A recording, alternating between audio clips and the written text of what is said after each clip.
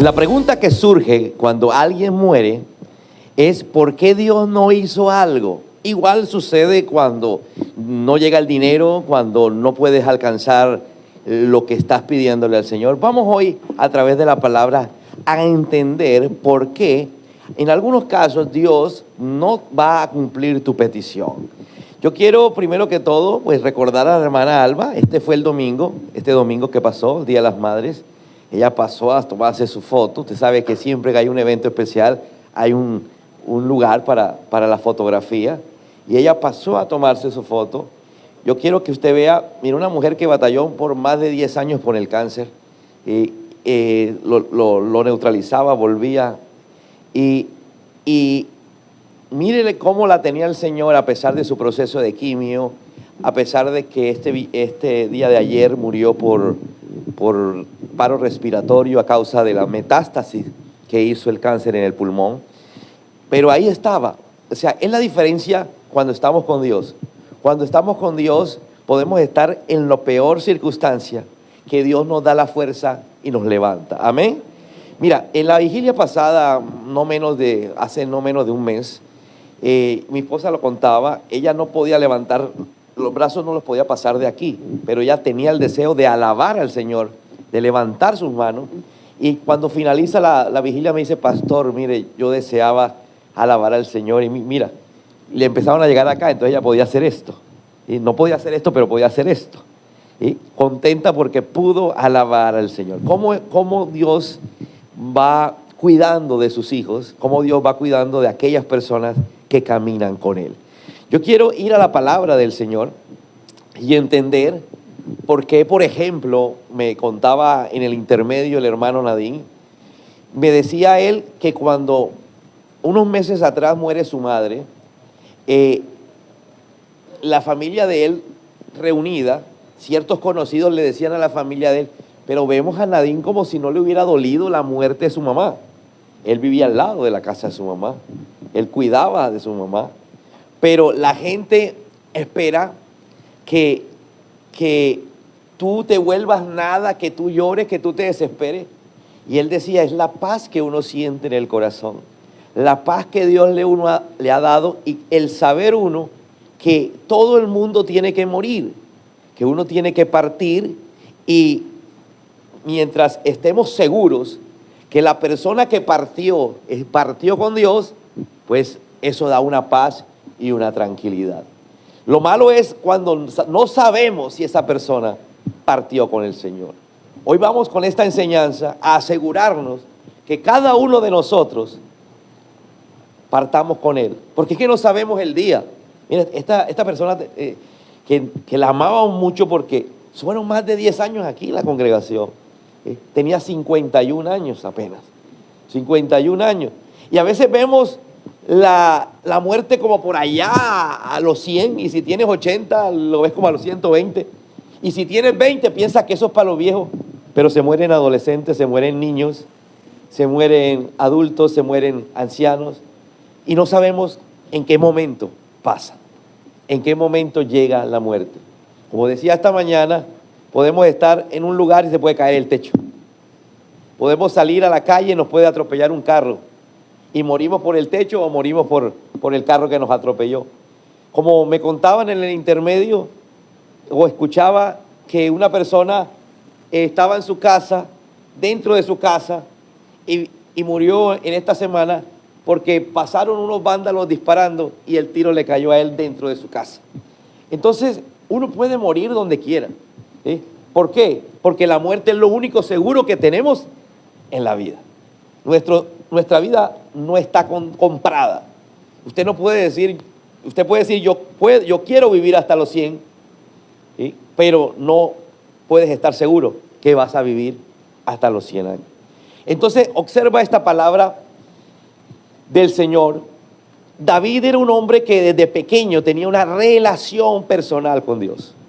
David era una persona que nació en una familia, las que conocemos como esa familia que solo está el papá y no está mamá.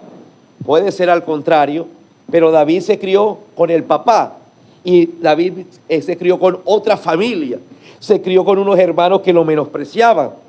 Entonces, él tenía una relación con el Señor, y esa falta de amor que algunos pueden reclamar, David no la reclamaba, David la buscaba en el Señor, en Dios.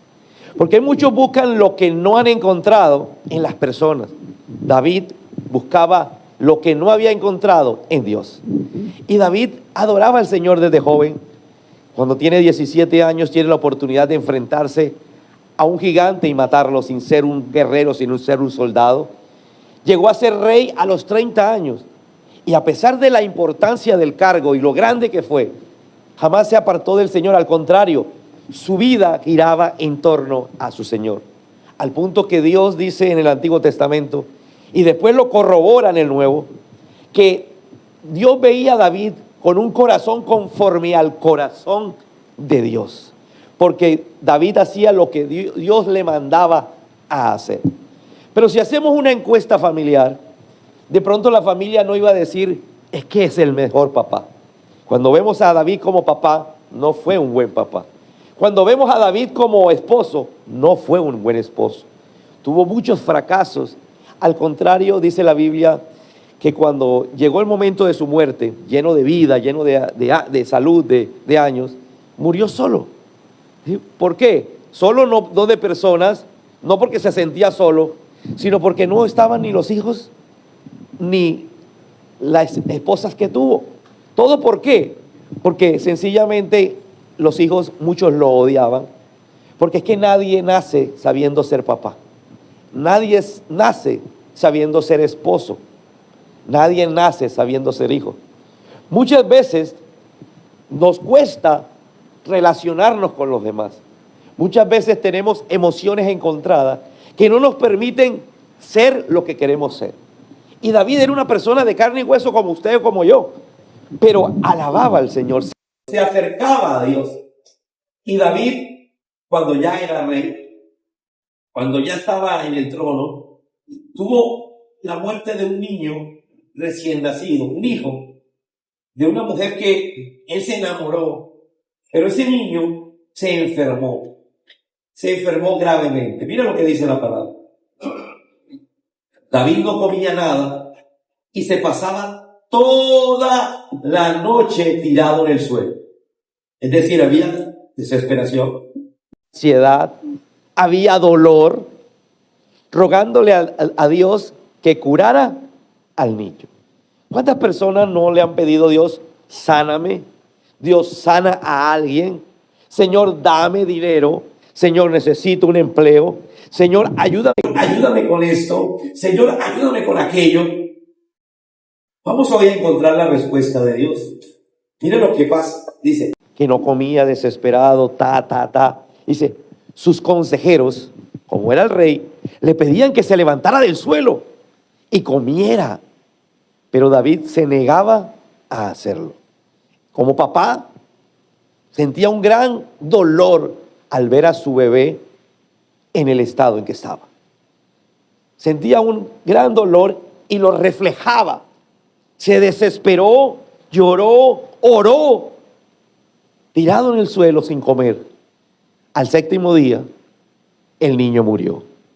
Los consejeros no se atrevían a decirle nada a David, porque ellos pensaban, si cuando el niño aún vivía, le pedíamos que comiere y no hacía caso, ahora que el niño ya murió, es capaz de hacer una tontería. Ese era el pensamiento de la gente que asesoraba al rey. Decía, puede hasta tirarse del balcón del palacio y matarse. Puede hacer una tontería. Pero David se dio cuenta de que sus consejeros le ocultaban algo y comprendió que su hijo ya había muerto. Entonces dijo, ya murió el niño, ¿verdad? Le preguntó a ellos. Y los consejeros le contestaron, sí, ya murió. No podían mentirle al rey. De inmediato David se levantó del suelo, se bañó, se perfumó y se cambió de ropa. Luego fue a adorar a Dios a la carpa donde estaba el cofre del pacto. Usted sabe que no había templo en ese momento. Era una carpa donde estaba el arca del pacto, la presencia de Dios. Dice que fue a adorar a Dios. ¿Qué hizo? Fue a adorar a Dios. Y cuando regresó a su casa, pidió que le sirviesen de comer y comió. Sus consejeros le preguntaron, estaban extrañadísimos, ¿por qué hace esto su majestad? Cuando el niño aún vivía, usted no comía, lloraba mucho por él, y ahora que ha muerto, usted se levanta y se pone a comer. David les contestó, David, que conocía al Señor, le habla a sus consejeros que sabían de Dios, pero no tenían una relación con Dios. Y le dice, mientras el niño aún vivía, yo no comía, yo lloraba, porque creía que Dios me tendría compasión y sanaría a mi hijo. Pero ahora que ya ha muerto, ¿qué gano con no comer? No puedo devolverle la vida, ni hacer que vuelva a estar conmigo. Más bien, algún día yo moriré e iré a reunirme con él.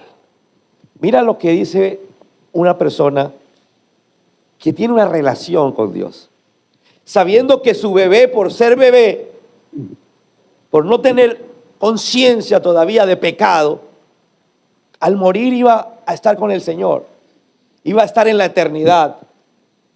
Él sabía que no podía regresar al niño, pero sí sabía que si él caminaba con Dios, él sí podía estar donde está el niño. Amén. Entonces, preocupémonos no tanto por desesperarnos y llorar por aquella persona que partió, sino preocupémonos más bien por nosotros estar en la presencia de Dios.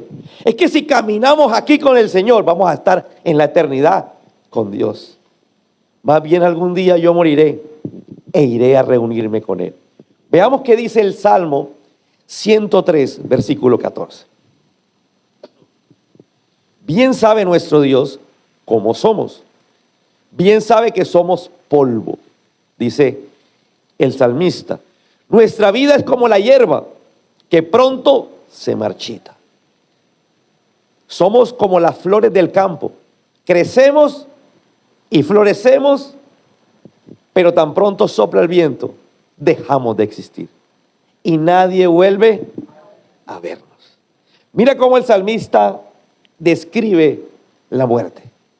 Cómo describe un hecho que nos relaciona como si fuéramos flores o hierba.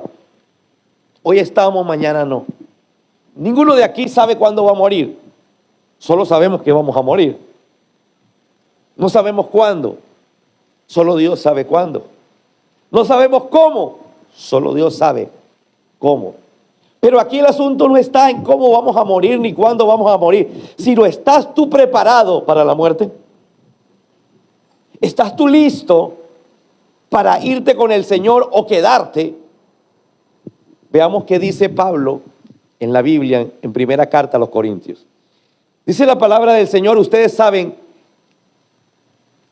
que en una carrera no todos ganan el premio, sino uno solo. Recuerde que Pablo vivió en el siglo I, ya era común las olimpiadas, ya era común la cultura griega de los deportes. Pablo va a hablar de atletismo.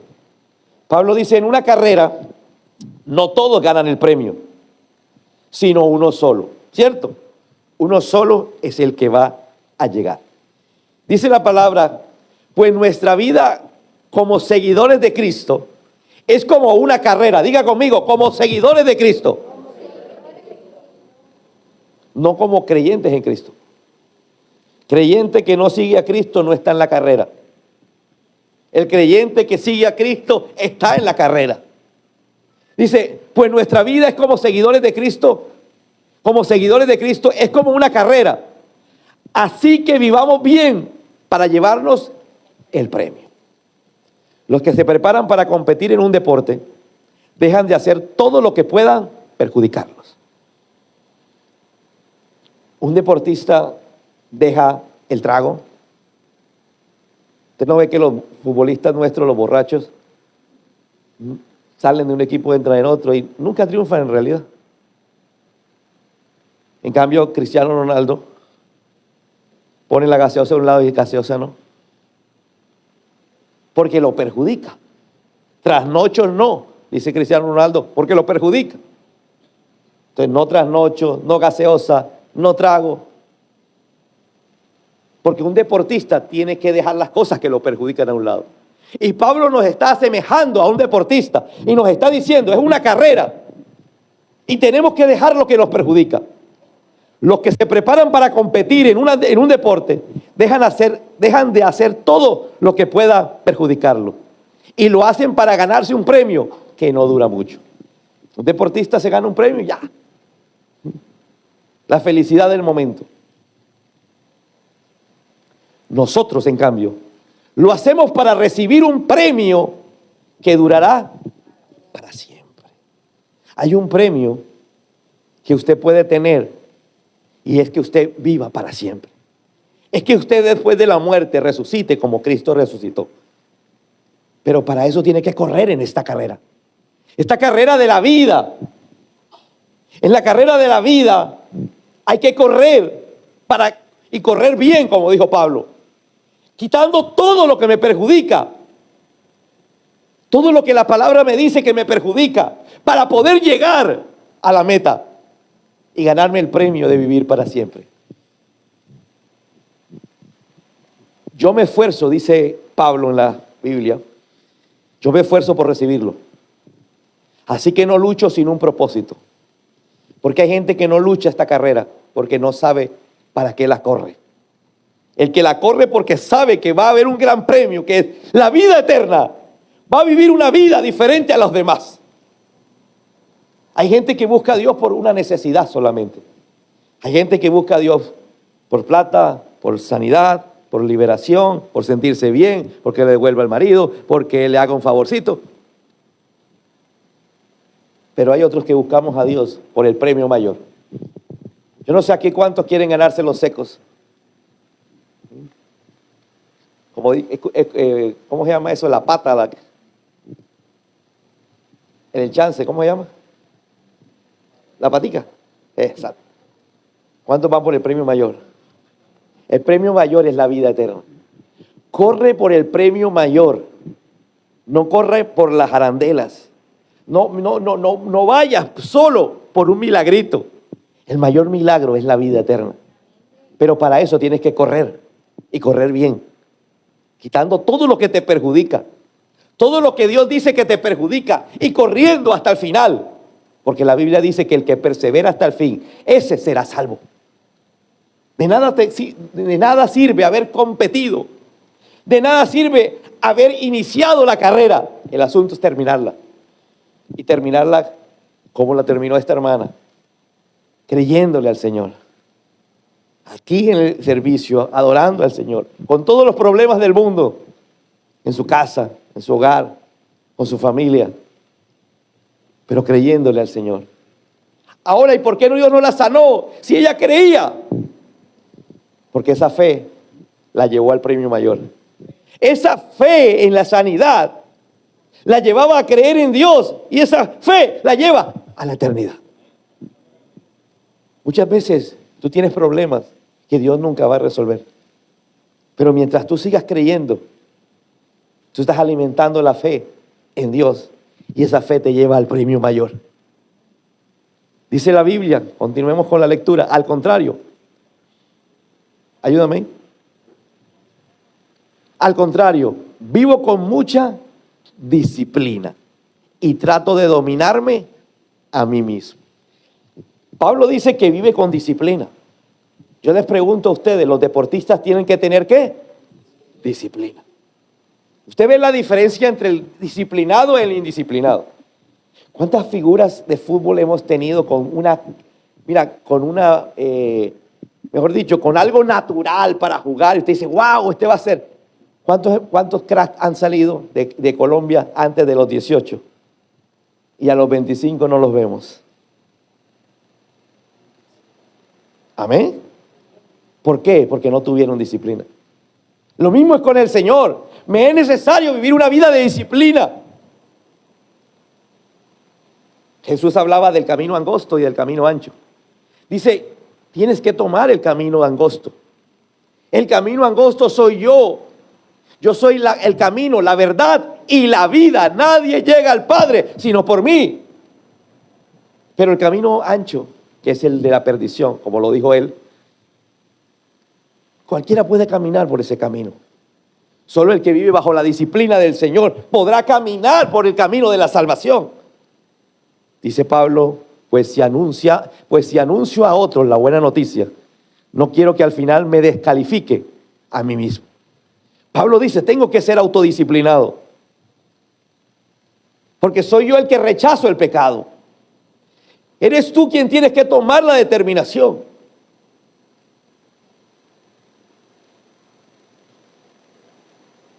¿A cuánto le gusta la Coca-Cola? Al que le gusta la Coca-Cola le queda difícil dejar la Coca-Cola.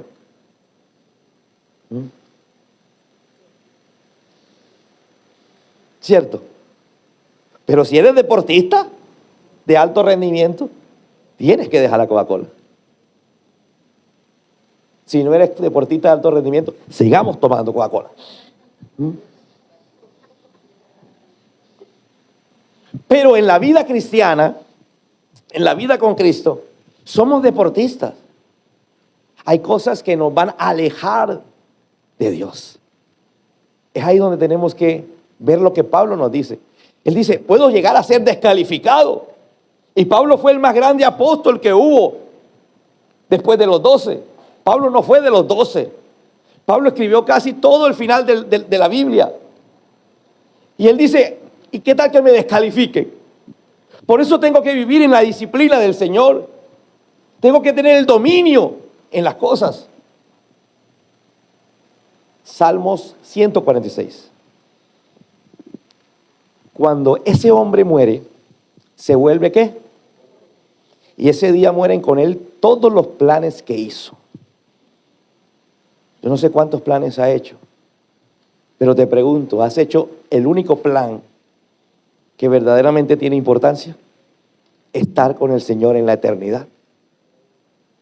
Porque los demás planes, el día que mueres te vuelves polvo. Y ahí quedaron, en planes. Pero el único plan que tiene eternidad es caminar con Jesús. Eclesiastés capítulo 9.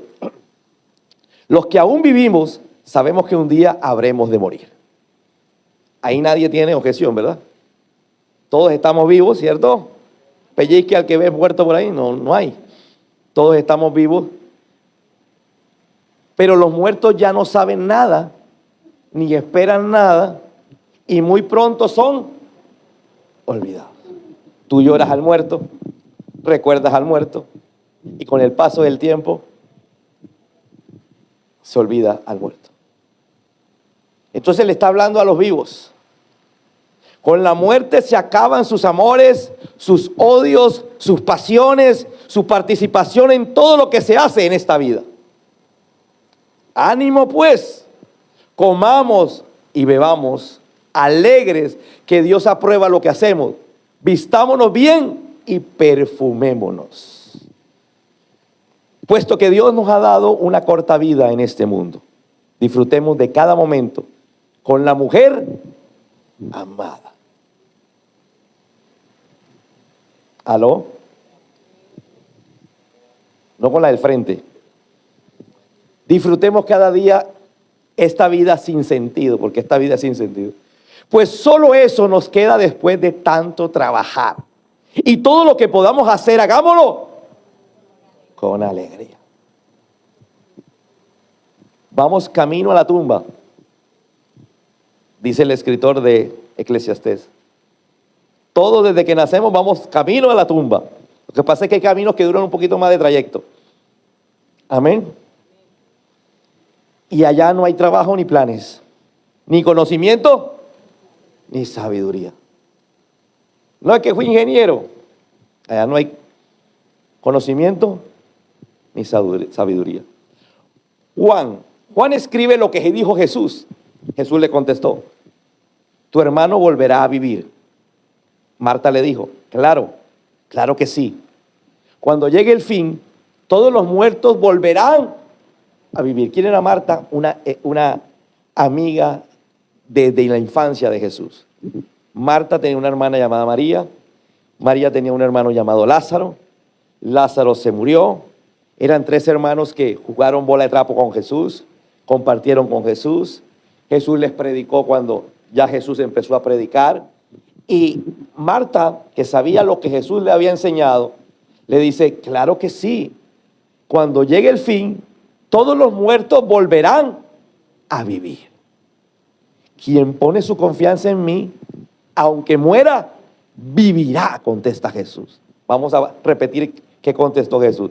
El que pone su confianza en mí, aunque muera, Jesús le aclara a Marta, porque Marta dice, todos van a volver a vivir. Pero Jesús le dice, sin decirle lo que tú estás diciendo está mal, le está diciendo, todo el que crea en mí, todo el que ponga su confianza en mí, aunque muera, vivirá. Los que todavía viven y confían en mí, dijo Jesús, nunca morirán para siempre. ¿Puedes creer esto, Marta? Y ella responde, sí, Señor. Yo creo que tú eres el Mesías, el Hijo de Dios, que debía venir a este mundo. Cuando tú sabes que Él es Jesús, Mesías significa Salvador en español. Cuando tú sabes que Jesús es mi Salvador, tu Salvador, tú pones la confianza en Él, porque sabes que esto no tiene sentido, esta tierra. Aquí hay tantos líos, tantos problemas que no le encuentra sentido. Pero aquí estamos colocados ¿para qué? Para poner la mirada en la eternidad, que sí tiene sentido. Una eternidad donde Jesús será el Rey, donde Jesús gobernará eternamente en esta tierra.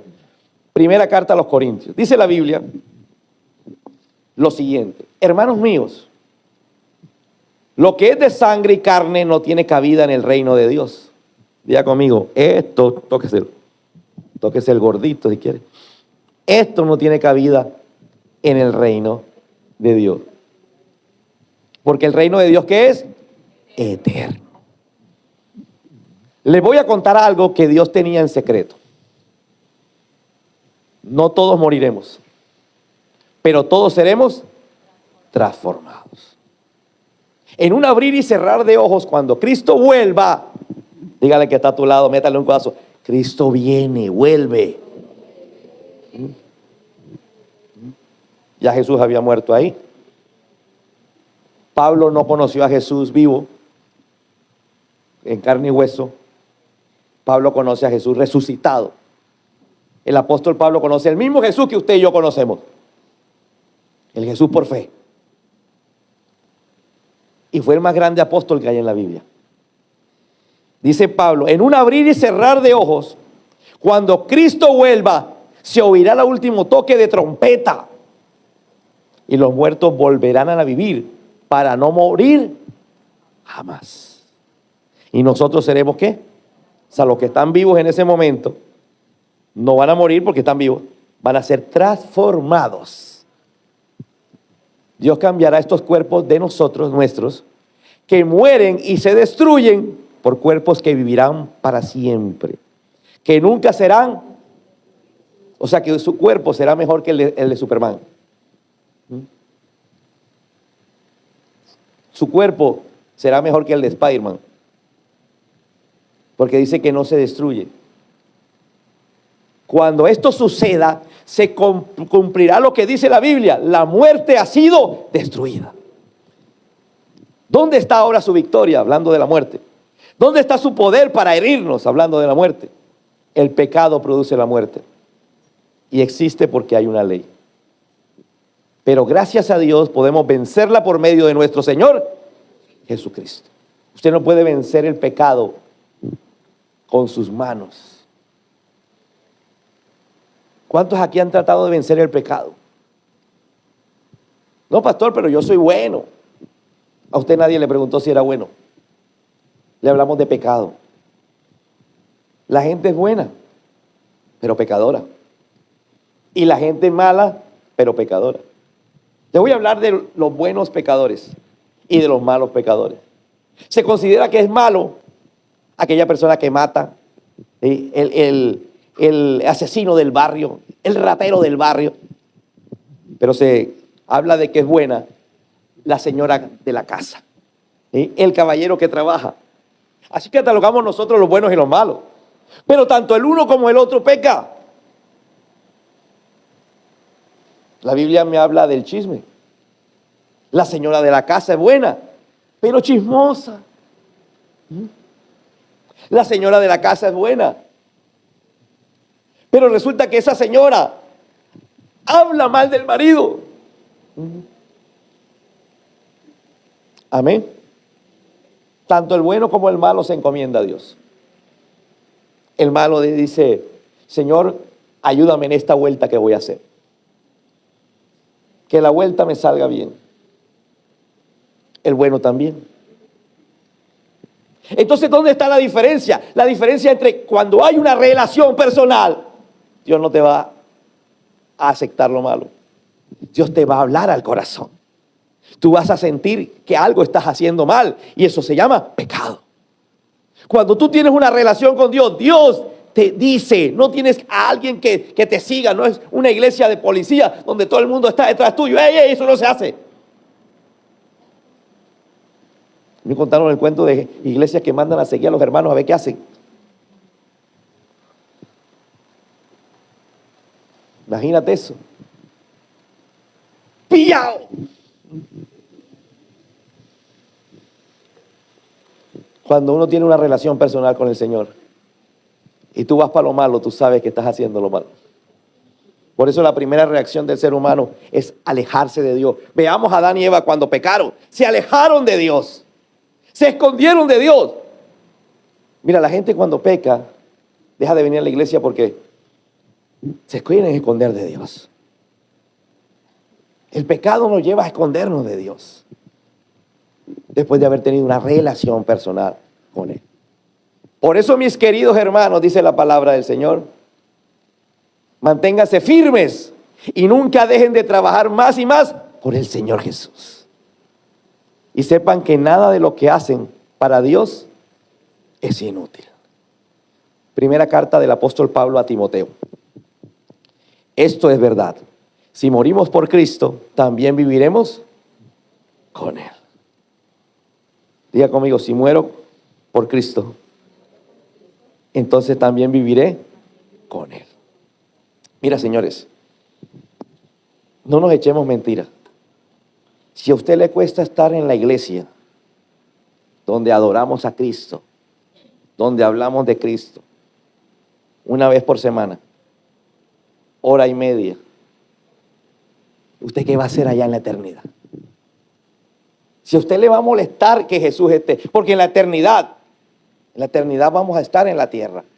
En la eternidad vamos a hacer actividades, pero también vamos a adorar. Tenemos a Jesús que lo vamos a poder ver. En la eternidad Dios lo podemos tocar. Ay, otra vez Dios. Nos toca reunirnos otra vez con Dios. Si usted no tiene una relación personal, le será hartísimo la eternidad. Por eso Dios no te va a llevar. ¿Para qué te va a llevar?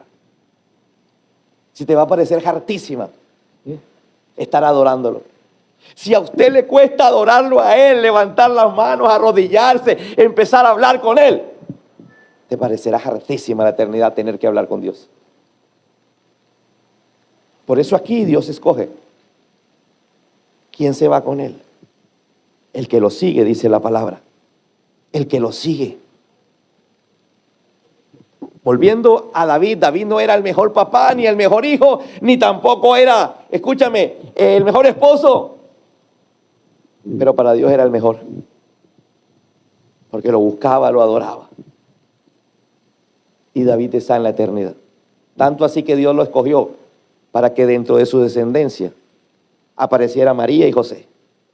María y José eran primos y venían de la descendencia de David. Para que esta familia diera a luz a Jesús. Para que del vientre de María apareciera Jesús. Hebreos capítulo 9, versículo 27. Todos nosotros moriremos una sola vez. Y después vendrá. Y después vendrá. Dile que está a tu lado. ¿Estás preparado para un juicio? ¿Un juicio de qué, pastor? Un juicio de pecados. Se te juzga, llaman fulano de tal. Se te juzga por, sale el listado.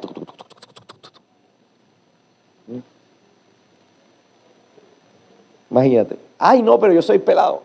Se te juzga por, carrito de mano, Manuela Beltrán. Mentira, chisme, adulterio, fornicación. La Biblia dice que Jesús es nuestro abogado. ¿Tienes a Jesús como abogado? ¿O Jesús es un completo extraño para ti? ¿Por qué la Biblia habla de Jesús como abogado? Porque todo, dice la Biblia, todo el que se rinda a Jesús, Jesús dará su vida por ti. ¿Por qué Jesús fue a la cruz? Porque Él está pagando los pecados tuyos y míos. Pero procura haberlo contratado. ¿Y sabes cómo se contrata a Jesús? Caminando detrás de Él, caminando detrás de la palabra, obedeciéndolo a Él. Todos nosotros moriremos una sola vez y después vendrá el juicio. Primera Tesalonicenses, mira lo que dice. Presta atención, esta es la última y nos vamos. Pablo le dice, por eso les decimos, de acuerdo con lo que el Señor Jesús nos enseñó. Vamos a ver qué le enseñó Jesús. Que los que aún vivamos, cuando Él venga, vuelve y dice, cuando Él venga. Alguien que diga, Jesús vuelve. Nos reuniremos con Él. ¿Para qué vuelve? Para reunirnos con Él. Después de que se hayan reunido con Él los que estaban muertos, porque cuando Dios dé la orden por medio del jefe de los ángeles y oigamos que la trompeta anuncia que el Señor Jesús bajó del cielo, los primeros en resucitar serán los que antes de morir confiaron. No todo el mundo. Los que confiaron en Él. Por ejemplo, Alba estaba confiando en que Dios la iba a sanar. Pero sabía que si Dios no la sanaba no importaba, tenía vida eterna. Seguía ahí firme. ¿Por qué la gente, cuando Dios no le cumple sus deseos, se molestan con Dios y se apartan? Porque no confían, no tienen su mirada puesta en el Dios de la eternidad. Tienen puesta la mirada en el Dios que les puede resolver el problema. Es muy diferente. ¿Amas a tu papá o quieres el dinero de tu papá? Hay hijos que son interesados. Hay hijos que están buscando que papá les dé. Ni un saludo, ni un beso, ni un abrazo. Papá plata. Papá plata. No hay un gracias, no hay un besito. ¿Aló? Y el día que papá les dice que no hay plata, se ponen bravos. Igual pasa con Dios. Papá, ayúdame con esto, papá, aquello. Y el día que papá dice, no, no es mi voluntad. No, no es mi voluntad. Las mujeres quieren implantar su voluntad hasta que se encuentran con Dios. Hasta que Dios les dice, empieza la pelea de las mujeres con Dios. Después Dios nos llevará a nosotros, los que estemos vivos en ese momento. Está clara la palabra, ¿verdad? Primero los muertos resucitan, los que confiaron en Él, después los que estén vivos en ese momento, y nos reuniremos en las nubes con los demás. Por eso David decía, yo no puedo hacer que mi hijo vuelva, pero voy a vivir para estar donde está mi hijo, encontrarme un día con él. Perdone lo que voy a decir. No nos metamos en la carreta que todo el que se muere fue con Cristo. Todos sabemos que hay gente que está más alejada de Dios que. Amén. Allí todos juntos nos encontraremos con el Señor Jesús y nos quedaremos con Él para siempre. Ay, Señor, pero yo quiero estar contigo para siempre, pero yo no tengo tiempo. ¿Para qué usted va a estar allá eternamente con Él? Si aquí dice que no tiene tiempo para Él. Seamos coherentes con las cosas. Seamos coherentes. Señor, yo confío en ti, pero te desesperas. ¿Dónde está la confianza tuya en Dios? A Alba la familia le ponía pero, ¿cómo vas a ir allá? ¿Cómo vas a ir a la iglesia? Mira que yo voy para la iglesia.